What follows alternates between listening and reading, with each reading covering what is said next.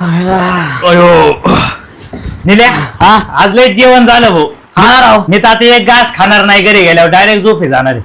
माझी तर इच्छाच नाही भाऊ. एक घास सगळं खाऊ शकत नाही. इथपर्यंत जेवलोय मी इथपर्यंत. अहो चला जेवायला. अगं नाही मी बाहेरून जेवण आलोय. माझी अजिबात इच्छा नाही.